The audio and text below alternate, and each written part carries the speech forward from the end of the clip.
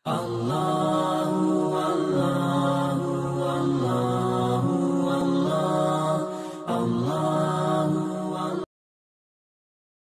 ya mas sekalian, kita melanjutkan kembali ahsanal qasas, ya, sebaik-baik kisah yang Allah Subhanahu wa taala sebutkan di dalam Al-Qur'an. Kisah Nabi Allah Subhanahu wa taala Yusuf bin Yaqub bin Ishaq bin Ibrahim alaihi wassalatu wassalam. Seorang Nabi Allah Subhanahu wa taala yang mulia, yang Allah Subhanahu wa taala ceritakan di dalam Al-Qur'an, yang dimana ulama kita mengatakan bahwasanya la yasma'u atau la yaqra'u al-mahzun surat Yusuf illa starah. Tidaklah orang-orang yang bersedih mendapatkan musibah dan mendapatkan penderitaan ketika membaca surah Yusuf kecuali hatinya akan beristirahat, kecuali hatinya akan merasa tenang dan merasa lapang, merasa lega dari apa yang menimpanya berupa musibah, cobaan dan sebagainya. Maka itulah tujuan kita membahas surah ini, jamaah yang dimuliakan oleh Allah, karena memang di dalam surah ini bagaimana Allah Subhanahu wa taala memperlihatkan kelembutan dan kasih sayangnya kepada wali-walinya atau nabi-nabinya dan hamba-hambanya, dan itu kadang kita manusia tidak menyadari bahwasanya itu juga kita alami di dalam kehidupan kita. Makanya di dalam surah Yusuf ini kata-kata walakinna aktsaran nasi la ya'lamun, akan tetapi kebanyakan manusia tidak mengetahui, itu terulang sampai 3 kali di dalam surah Yusuf ini. Kata-kata walakinna aktsaran nasi la ya'lamun, akan tetapi manusia tidak mengetahui pengaturan dan rencana Allah Subhanahu wa taala kepada hamba-hambanya dan bagaimana kasih sayang Allah kepada hamba-hambanya. Nampak sebuah musibah dan kejelekan di mata seorang hamba, namun Allah Subhanahu wa taala mengetahui di belakangnya ada kebahagiaan yang sangat besar. Jamaah yang dimuliakan oleh Allah. Maka kita masih berada pada alur kisah atau cerita dari Nabi kita Nabi Yusuf alaihissalam ketika beliau di dalam penjara. Jadi ketika Imra'atul Aziz, istri dari Perdana Menteri Mesir itu, telah menjebloskan Nabi Yusuf ke dalam penjara agar kemudian Nabi Yusuf dilupakan dan tidak diangkat-angkat lagi namanya di dalam istana, maka mereka memutuskan untuk menjauhkan Nabi Yusuf dari istana dan memasukkan ke dalam penjara agar kemudian nama baik dan kehormatan mereka kembali menjadi baik. Maka mereka memutuskan Nabi Yusuf masuk ke dalam penjara. Dan penjara bagi orang-orang beriman bukanlah tempat yang menjadi tempat penderitaan, bukanlah tempat yang menjadi sempit dadanya dan sempit hatinya, yang dimana dia sudah putus asa dari hidup ini. Bahkan penjara bisa jadi tempat seorang berdua-duaan dengan Allah Subhanahu wa taala, beribadah dengan tenang, introspeksi diri, kembali kepada Allah Subhanahu wa taala, bertaubat kepada Allah Subhanahu wa taala. Bahkan seperti Nabi Yusuf alaihissalam, penjara digunakan untuk sebagai tempat berdakwah fi sabilillah, di jalan Allah Subhanahu wa taala. Subhanallah. Ini menunjukkan bahwasanya keadaan tidak membuat Nabi Yusuf merasa tertekan. Ya, biasanya orang kalau sudah dalam penjara itu kan biasa tidak seceria ketika dia di luar penjara, ketika dia bersama dengan keluarganya. Tapi Nabi Yusuf alaihissalam, ketika kita buka kisahnya di dalam Al-Quran, sama sekali tidak ada ayat atau keadaan yang menunjukkan bahwasanya beliau bersedih ketika di dalam penjara. Buktinya apa? Beliau masih sempat berdakwah kepada penghuni penjara tersebut. Apa yang dilakukan di luar penjara itu pun dilakukan di dalam penjara. Apa yang dirasakan di luar penjara bahkan lebih lapang lagi hatinya, lebih enak lagi hatinya ketika beliau di dalam penjara. Subhanallah. Meskipun kita katakan bahwasanya seorang mukmin meminta kepada Allah, nas'alullah as-salama wal afiyah, agar Allah memberikan kita keselamatan dan keselamatan dari keburukan, karena penjara di mata manusia termasuk keburukan. Tapi kalau kita sudah terjebak atau dizolimi dan dimasukkan ke dalam tempat yang satu ini, maka ini belum tentu menjadi keburukan yang sebenarnya di dalam kehidupan kita, tapi justru menjadi kesempatan, bahkan sebab kita mendapatkan kebahagiaan di sisi Allah Subhanahu wa taala. Kita sudah sebutkan pada pertemuan yang lalu bagaimana Nabi Yusuf alaihissalam, jemaah sekalian, masuk ke dalam penjara. Kemudian di dalam penjara itu Nabi Yusuf dikenal dengan orang yang paling baik akhlaknya, baik perilakunya, sampai-sampai disebutkan dalam sebagian riwayat atau buku tafsir bahwasanya beliau di dalam penjara itu memperhatikan orang-orang yang sakit, mendoakan orang yang sakit, bahkan berdakwah di dalam penjara, beribadah dengan serius di dalam penjara. Maka ketika ada dua orang pemuda yang melihat bagaimana akhlaknya dan perilakunya Nabi Yusuf alaihissalam ini, didatangilah ia oleh dua orang pemuda, anak muda, di mana kata Allah Subhanahu wa taala mengabadikan kisahnya di ayat yang ke-36, wa dakhala ma'ahu sijna fatayan, dan bersama dia masuk pula dua orang pemuda ke dalam penjara tersebut. Qala ahaduhuma inni arani a'sira khamra. Kedua pemuda ini ternyata bermimpi, dan mungkin sudah sampai di telinga mereka, telah sampai kabar kepada mereka bahwasanya Yusuf ini adalah orang yang bisa menafsirkan mimpi. Ditambah lagi bahwasanya dialah orang yang paling bagus ibadahnya kepada Allah dan bagus hubungannya kepada Allah, orang yang paling baik juga kepada sama manusia di dalam penjara. Maka kedua pemuda ini mendatangi Nabi Yusuf dan mendekatinya, semoga mereka bisa menafsirkan, semoga Nabi Yusuf bisa menafsirkan mimpi mereka. Qala ahaduhuma inni arani a'sir khamra. Salah satu dari pemuda itu mengatakan, wahai Yusuf, sesungguhnya saya melihat di dalam mimpi saya sedang memeras anggur. Ya, memeras anggur, buah anggur. Wa qala al-akharu inni arani ahmilu fawqa ra'si khubza. Dan pemuda yang satunya lagi mengatakan bahwasanya adapun saya bermimpi melihat, atau saya bermimpi membawa roti di atas kepalaku. Membawa roti di atas kepalaku, kemudian datang burung-burung untuk memakan roti tersebut yang di atas kepalaku. Ta'kulut tayru min nabbi'na bi ta'wili, maka sampaikanlah apa makna dan tafsir dari mimpi tersebut. Inna naraka minal muhsinin, sesungguhnya kami melihat engkau termasuk orang-orang yang berkelakuan baik, engkau termasuk golongan orang-orang yang baik.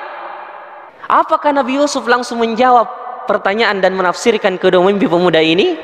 La, tidak, belum. Dan beginilah sikap seorang dai ketika ada kesempatan emas untuk berdakwah ke tengah-tengah kaumnya, ke tengah-tengah masyarakat, dia menggunakan kesempatan tersebut. Maka Nabi Yusuf alaihissalam menggunakan kesempatan ini karena kedua pemuda ini melihat bahwasanya Nabi Yusuf alaihissalam adalah orang yang baik, orang yang berpenampilan seorang yang ahli ibadah dan memiliki ilmu dan berperilaku yang baik. Maka mereka mengatakan, inna naraka minal muhsinin, sesungguhnya kami melihat engkau termasuk orang yang baik. Maka diambillah kesempatan oleh Nabi Yusuf untuk menjadikan momen tersebut untuk mendakwahkan tauhid. Sehingga Allah SWT mengatakan, mengabadikan perkataan Nabi Yusuf, qala la ya'tikuma ta'amun turzaqanihi illa nabba'tukuma bi ta'wili. Ayat ke-37. Beliau mengatakan kepada keduanya, tidak akan datang makanan kepadamu yang direzekikan kepadamu kecuali engkau telah mendapatkan tafsir dari mimpimu ini. Tapi dengarkan dulu apa yang mau saya katakan. Jadi ini metode pembicaraan yang mengundang rasa takjub, mengundang kesiapan bagi orang yang mendengarkan. Jadi perkataan Nabi Yusuf mengatakan, tidak akan datang sebelum datangnya makanan kepada kita, saya akan menafsirkan mimpimu. Berarti orang ini di dalam pikirannya, oh berarti dia akan sampaikan segera, tidak lama ini. Dia tidak mengatakan bahwasanya apalagi mau dibicarakan ini, mungkin lama lagi mau bicara ini Nabi Yusuf alaihissalam, tidak.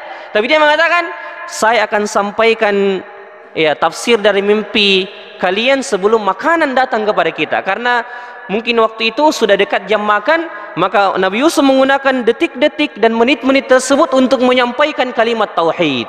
Dan antum akan perhatikan ikhwas sekalian, kebanyakan pembicaranya Nabi Yusuf berkisar seputar tauhid, sekitar 10 baris di dalam surah ini, kurang lebih 10 baris, semua pembicaraannya tentang masalah tauhid. Adapun tafsir mimpi itu hanya 3 baris saja. Ya, 3 baris saja. Ya, berarti subhanallah, memang orang yang memang di pikirannya memang bagaimana menyampaikan dakwah dan kebaikan kepada manusia, ia akan memikirkan cara, ia akan memikirkan perkataan, ia akan memikirkan, pokoknya di pikirannya semuanya bagaimana bisa menyampaikan kebaikan ini dengan baik kepada manusia. Ini pelajaran besar dari kisah Nabi Yusuf. Andaikan Nabi Yusuf mau mengangkat-ngangkat namanya, mau memperlihatkan kehebatannya menafsirkan mimpi, dia akan berbicara panjang lebar mengenai tafsiran mimpi tersebut. Tapi ternyata Al-Quran menyatakan dan mengatakan bahwasanya Nabi Yusuf hanya menafsirkan mimpi itu sekitar 3 baris dari Al-Quran ini, 3 baris kata-kata dan kalimat. Adapun selebihnya sekitar 10 baris, mulai dari ayat ke-36 sampai ayat ke-42, 10 baris lebih semua berbicara masalah tauhid. Subhanallah. Maka orang yang memang dipenuhi jiwanya dengan iman, pokoknya di dalam hatinya itu adalah bagaimana manusia ini bisa mengenal Allah. Dimanapun ia berada, ia akan memperkenalkan siapa itu Allah kepada manusia. Jemaah ini dimuliakan Allah. Karena apa? Kapan manusia sudah mengenal Allah subhanahu wa ta'ala dan mengetahui bahwasanya Allah adalah segala-galanya yang memenuhi kebutuhan kita, yang mengatur urusan kita, maka dialah satu-satunya yang berhak disembah. Maka semua isi pikirannya itu bagaimana menyampaikan tauhid, bagaimana menyampaikan dakwah ini kepada manusia dengan baik agar manusia beriman kepada Allah Subhanahu wa taala. Lalu Nabi SAW mengatakan, "Dzalikuma mimma 'allamani Rabbi." Subhanallah. Inilah kata Yusuf alaihissalam, inilah sesungguhnya bagian yang diajarkan Tuhanku kepadaku. Nabi Yusuf di situ memakai kata-kata Rabbi. Ya, dan Rabbi kita sudah bahas apa maknanya Rabbi, yang menciptakan, yang menguasai, yang mengatur segala urusan, yang mengatur segala apa yang ada di alam semesta ini. Seakan-akan Nabi Yusuf mengatakan, inilah tafsir mimpi yang Allah ajarkan kepada aku, dan dialah satu-satunya Tuhan yang aku sembah, yang mengajarkan ilmu kepada aku, yang membuat aku seperti ini bisa beribadah, bisa berkelakuan baik, dan bisa menafsirkan mimpi itu. Dzalikuma mimma 'allamani Rabbi. Ya, di sini Syekh Nasir bin Al-Umar menyebutkan bahwasanya Nabi Yusuf alaihissalam menyampaikan kata-kata itu, dzalikuma mimma 'allamani Rabbi, demikianlah yang diajarkan Tuhanku kepada terhadap diriku, agar mereka merasakan bahwasanya Nabi Yusuf ini memiliki Allah, memiliki Tuhan yang memberikan berbagai macam nikmat kepadanya, sehingga ia membuka pembicaraan dengan menyebutkan karunia Allah yang diberikan kepada Nabi Yusuf alaihissalam. Dzalikuma mimma 'allamani Rabbi. Ini juga menunjukkan bahwasanya Nabi Yusuf alaihissalam tidak pernah membanggakan keadaannya sebagai nabi atau orang yang memiliki kelebihan. Kadang jemaah sekalian, kalau kita memiliki kelebihan yang tidak dimiliki orang lain, apalagi kelebihan itu misalnya jarang orang yang bisa seperti itu, kadang banyak sekali peluang dan bisikan-bisikan syaitan membuat kita merasa tinggi di hadapan saudara kita, sehingga kita pun lupa bahwasanya ini semua yang saya rasakan semua karena karunia dari Allah Subhanahu wa taala, bukan karena daya dan usahaku, bukan karena kecerdasanku, bukan karena ilmuku. Dan kalau kita perhatikan jemaah sekalian, semua perkataan orang-orang soleh dan para nabi di dalam Al-Quran ketika mengembalikan kelebihan itu yang ada pada dirinya, ketika menyebutkan kelebihan itu yang ada pada dirinya, semua disebutkan dan dikembalikan kepada Allah Subhanahu wa taala. Semua dikembalikan kepada Allah. Ketika mereka berhasil melakukan sesuatu, menampakkan kelebihannya di hadapan manusia, selalu mereka mengatakan, ini semua karunia yang Allah berikan kepada saya. Ini semua kelebihan yang Allah Subhanahu wa taala berikan kepada saya. Tidak ada campur tangan saya di dalamnya. Dan inilah sepatutnya sikap seorang muslim dalam menyikapi kelebihan dan bakat yang dimilikinya, selalu ia mengembalikan kepada Allah Subhanahu wa taala. Dzalikum mimma 'allamani rabbi inni taraktu millata qaumin la yu'minuna billah wa hum bil akhirati kafirun. Wa hum bil akhirati hum kafirun. Sesungguhnya lalu Nabi Yusuf mulai masuk pada pembicaraan dakwah. Beliau mengatakan, sesungguhnya aku meninggalkan agama orang-orang yang tidak beriman kepada Allah. Bahkan mereka tidak percaya kepada adanya hari akhirat. Yang dimaksudkan di sini adalah kedua pemuda ini. Karena kedua pemuda ini masih kafir pada saat itu. Tidak beriman kepada Allah, tapi mengimani berhala-berhala yang disembah oleh kaumnya. Tapi coba perhatikan bagaimana metode Nabi Yusuf dalam berdakwah. Tidak langsung disinggung bahwasanya engkau ini wahai pemuda, kalian ini berdua ini berada dalam agama yang tidak beriman kepada Allah. Tidak langsung disinggung seperti itu. Tapi dia menggunakan kata ganti orang ketiga. Seakan-akan dia mengatakan, ya saya mendapati ada suatu kaum yang mereka tidak beriman kepada. Padahal yang dimaksudkan adalah kedua pemuda ini. Tapi seakan-akan Nabi Yusuf menyampaikan itu agar kemudian mereka berdua tidak langsung tersinggung dengan perkataan Nabi Yusuf yang menyinggung keadaan mereka. Jadi sudah kita sebutkan pada pertemuan yang lalu bagaimana kalau kita berdakwah misalnya, orang yang masih berdakwah di kuburan misalnya, atau masih melakukan kesyirikan, pertama jangan kita langsung singgung kesyirikannya, itu yang pertama. Tapi kenalkan dulu mereka kepada Allah. Siapa itu Allah? Apa tugasnya Allah? Bagaimana Allah mengatur alam semesta? Ini itu dulu, jangan langsung disinggung kesyirikannya. Yang kedua, gunakan kata ganti orang ketiga, sebagaimana seperti Nabi Yusuf ini. Jangan kita langsung menyinggung, yang kita lakukan ini Pak sebenarnya tidak ada dalam agama. Jangan. Tapi kita mengatakan bagaimana? Saya beberapa hari yang lalu Pak, saya melihat ada orang yang berbuat seperti ini, yang sama dengan perbuatannya, sama dengan kesalahannya, sehingga ia akan tersinggung sendiri tanpa menyakiti hatinya. Ya, bisa dipahamin ya? Ya, jadi jangan langsung menyinggung. Gunakan kata ada kelompok seperti ini yang masih kita dapati mereka berdoa kepada selain Allah. Biasa itu penceramah di mimbar mengatakan, bukan di pinrang, di sidram misalnya, dia berkata seperti itu. Itu mungkin tidak mau menyinggung perasaan yang jamaah yang dibawa, karena dia mungkin tahu bahwasanya yang dia sebutkan itu pasti kena semua yang jamaah yang ada di bawah ini. Tapi ia mengatakan, ternyata bukan di sini. Ya, dia ada di sidram, bukan di pinrang. Itu tujuannya dan metodenya diambil dari kisah Nabi Yusuf alaihissalam, bagaimana dia menyinggung tanpa menyentuh langsung orang yang dia bicarai. Inni taraktu millata qaumin la yu'minuna billah wa hum bil akhirati hum kafirun. Kemudian setelah itu, ini metode pertama dalam berdakwah. Yang kedua, di ayat yang ke-38, Nabi Yusuf menyebutkan di antara metode berdakwah itu wattaba'tu millata abai Ibrahim wa Ishaq wa Yaqub. Dan aku, kata Nabi Yusuf alaihissalam, telah mengikuti agama nenek moyangku, Nabi Ibrahim, Nabi Ishak, dan Nabi Yaqub.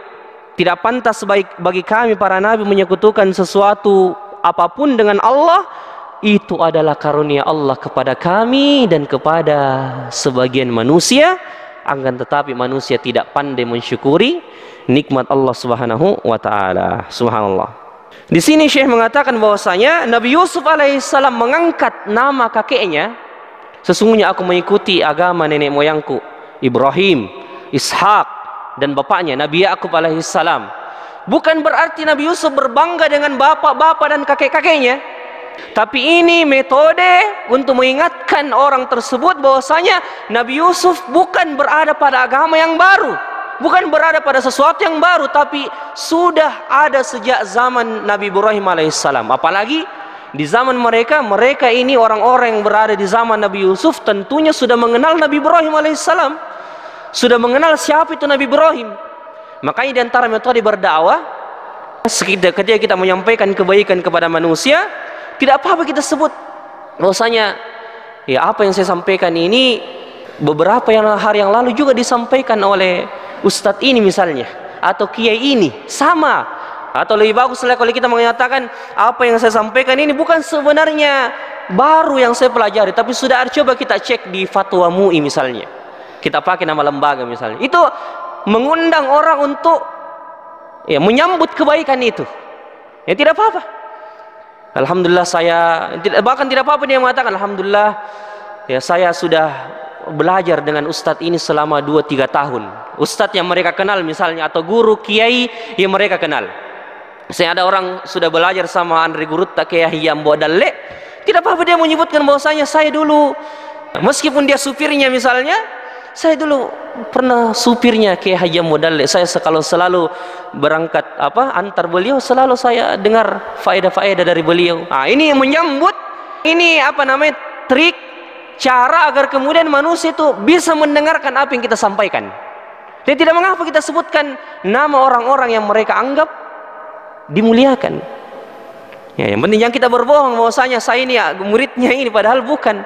Pura-pura menjadi anak muridnya seorang kiai, padahal bukan. Tapi tidak apa-apa kita sebutkan. Kalau memang kita pernah berguru, pernah belajar, pernah menghadiri majelisnya seorang ulama, seorang kiai, seorang ustadz, kita sampaikan saya mendengarkan langsung di majelisnya beliau ini. Dan antum tahu siapa beliau itu? Ustadz yang masya Allah seperti itu. Wattaba'tu millah. Dan inilah tujuan Nabi Yusuf mengatakan mengangkat namanya Nabi Ibrahim, Nabi Ishak, dan Nabi Yakub alaihissalam. 3 nama kakeknya dan bapaknya disebut pada ayat ini untuk mengingatkan bahwasanya apa yang dia bawa bukanlah sesuatu yang asing, tapi sudah ada satu jalan dan satu manhaj dengan Nabi dan Rasul sejak Nabi Ibrahim alaihissalam. Lalu beliau mengatakan, "Dzalika min fadlillahi alaina wa 'alan nas." Subhanallah. Kata Nabi Yusuf alaihissalam, ini merupakan karunia yang Allah Subhanahu wa taala berikan kepada kami dan kepada manusia semuanya. Subhanallah. Ia mengembalikan lagi, coba kita lihat, dia mengembalikan lagi ini kelebihan itu kepada Allah.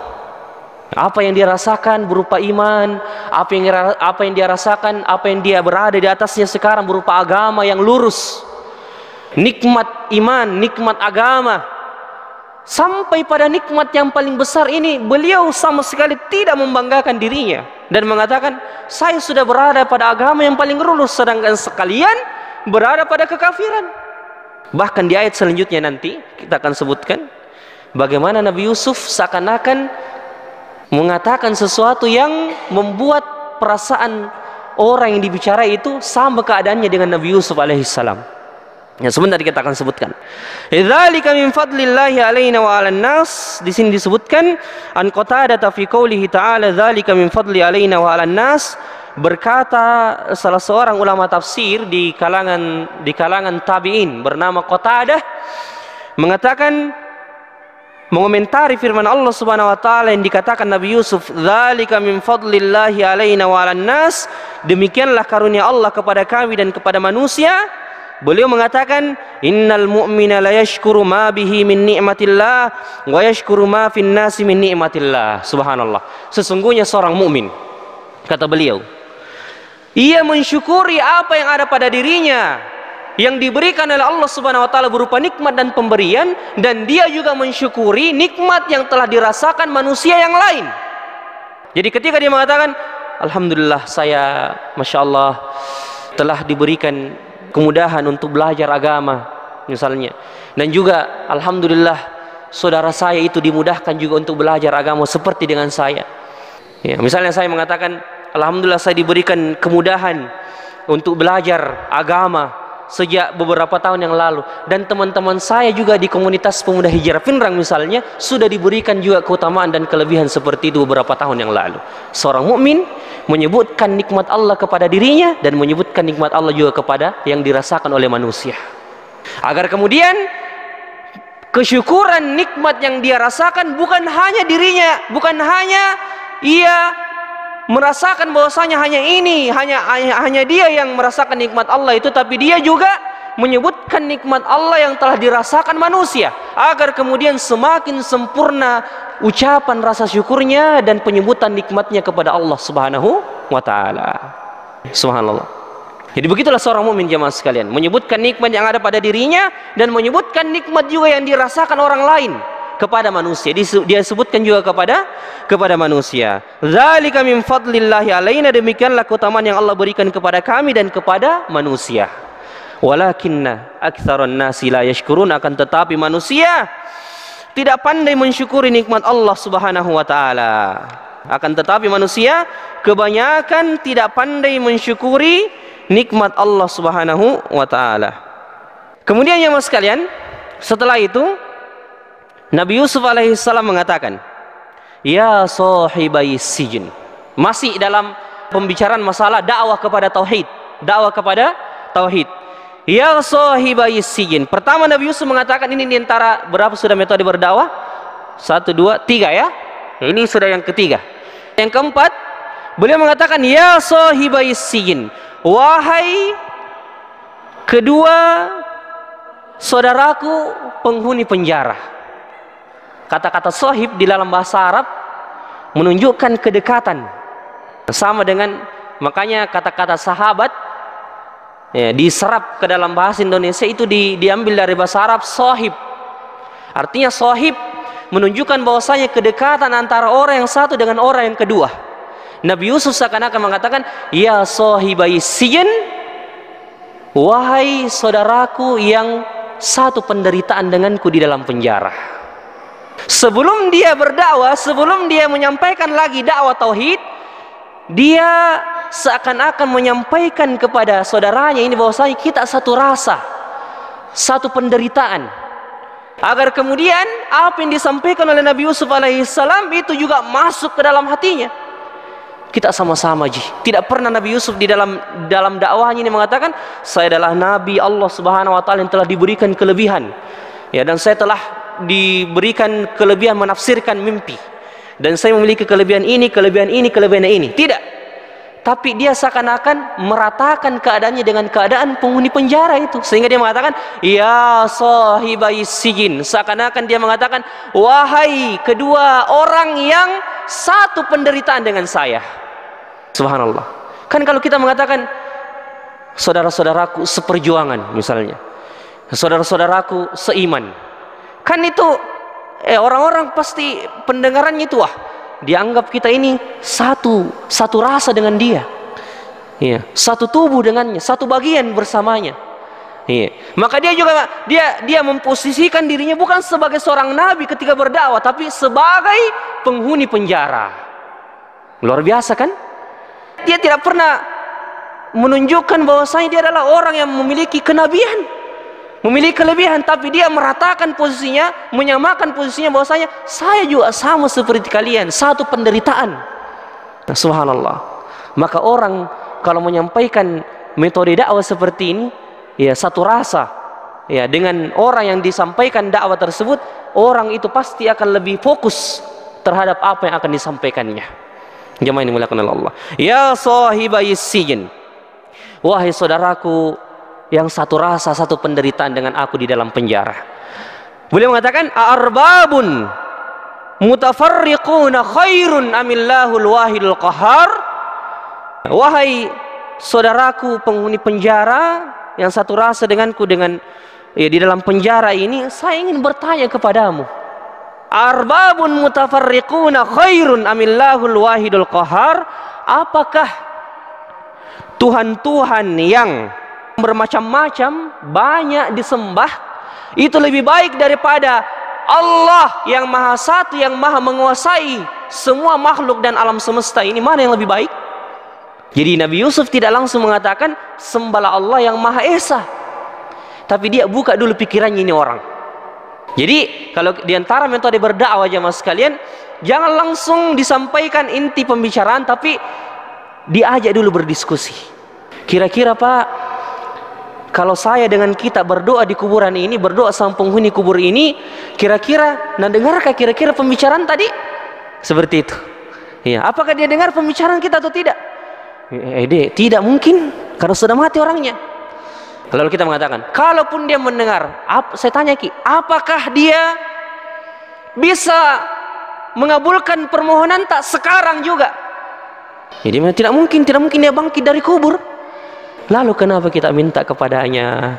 Tidak langsung kepada inti. Jadi dibuka pikirannya dalam metode pertanyaan. Sebenarnya disebutkan Nabi Yusuf alaihissalam, arbabun mutafarriqun. Apakah Tuhan yang bermacam-macam? Apakah Tuhan yang banyak jumlahnya itu lebih baik dibandingkan Tuhan yang satu yang disembah, yang dia menguasai semua apa yang ada di langit dan di bumi? Mana yang lebih baik?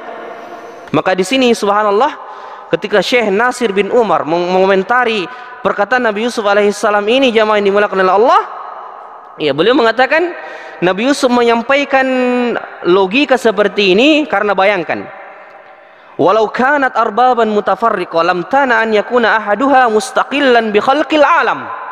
Ya, andaikan yang disembah itu adalah Tuhan yang bermacam-macam, maka tidak ada nizam, tidak ada aturan yang jelas dalam menyembah Tuhan di permukaan bumi ini. Coba bayangkan kalau ada di sana menyembah pohon, di sana menyembah api, di sana menyembah gunung.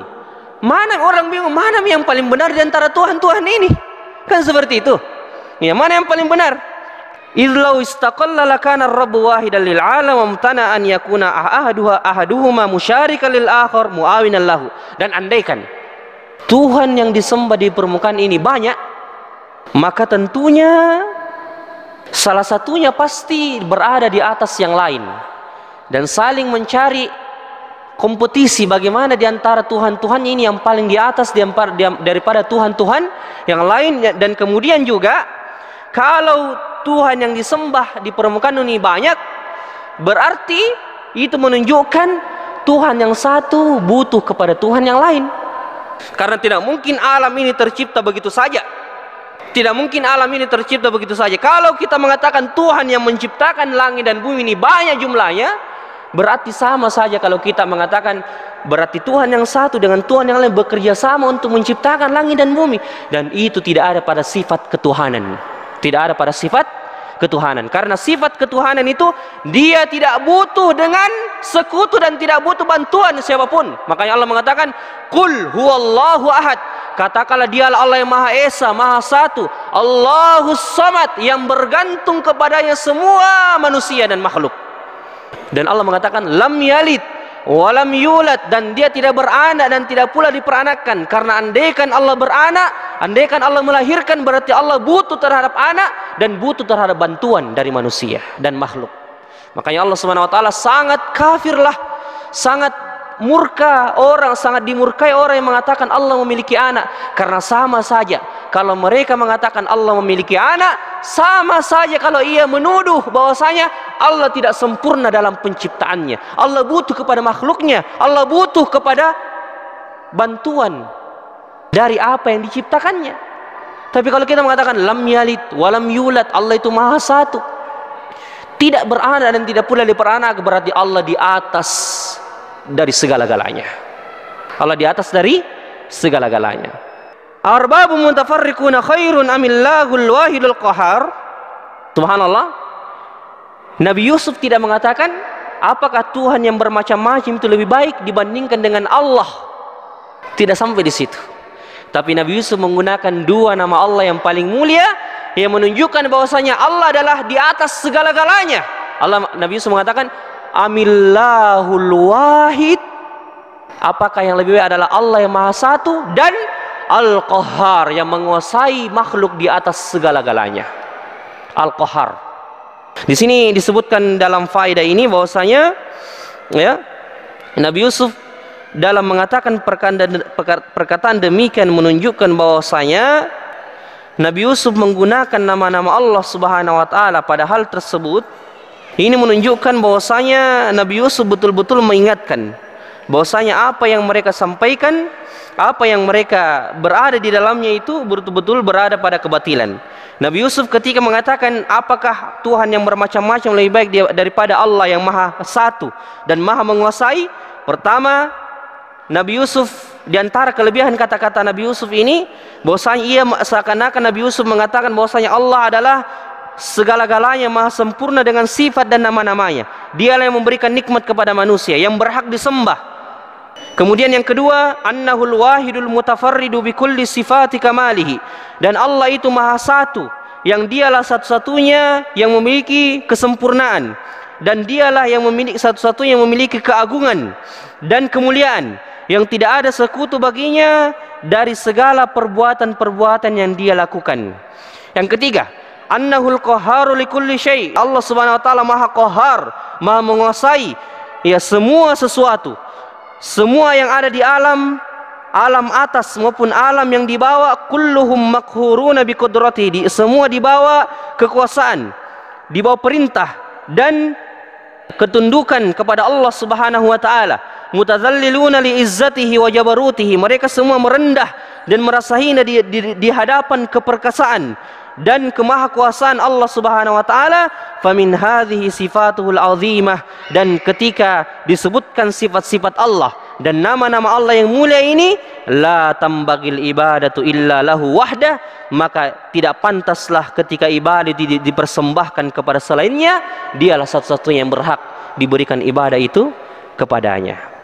Setelah itu jemaah sekalian, Nabi Yusuf mengatakan bahwasanya apa yang kalian sembah ini hanyalah nama-nama yang kalian ada-adakan saja, yang tidak ada ma anzalallahu biha min sultan, tidak ada sama sekali bukti yang menjelaskan kebenarannya, sampai bukti akal, sampai bukti pikiran, sampai bukti yang kalau manusia berpikir bahwasanya pantas kini dijadikan Tuhan, tidak ada yang menunjukkan bukti kebenaran bahwasanya apa yang mereka sembah berupa Tuhan-Tuhan selain Allah tidak sama sekali memiliki kepantasan untuk disembah selain daripada Allah Subhanahu wa taala. Makanya Nabi Yusuf mengatakan, "Ma anzalallahu biha min sultan." Apa yang kalian sembah hanyalah nama-nama yang kalian ada-adakan saja, istilah-istilah yang kalian ada-adakan saja. Kalian namakan Tuhan ini namanya ini, Tuhan ini namanya ini, padahal itu dari kalian saja yang tidak ada sama sekali kepantasan untuk dijadikan bahwasanya mereka ini adalah Tuhan. Inilah hukum illa lillah. Semua hukum dan kekuasaan hanyalah milik Allah Subhanahu wa taala. Amara alla ta'budu illa iyyah. Allah memerintahkan agar tidak menyembah kecuali kepadanya. Dzalikad dinul qayyim. Itulah agama yang lurus, yang mengantarkan manusia kepada kebahagiaan. Karena kenapa? Ketika mereka menyembah Tuhan yang satu, hatinya akan merdeka, bebas dari ketergantungan kepada makhluk-makhluk yang lain. Dzalika dinul qayyim walakinna aktsaran nasi la ya'lamun. Akan tetapi kebanyakan manusia tidak mengetahui.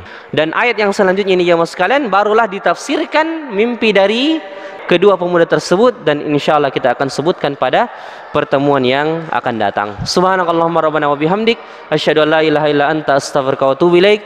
Akhiru da'wana alhamdulillahirabbil alamin. Assalamualaikum warahmatullahi wabarakatuh.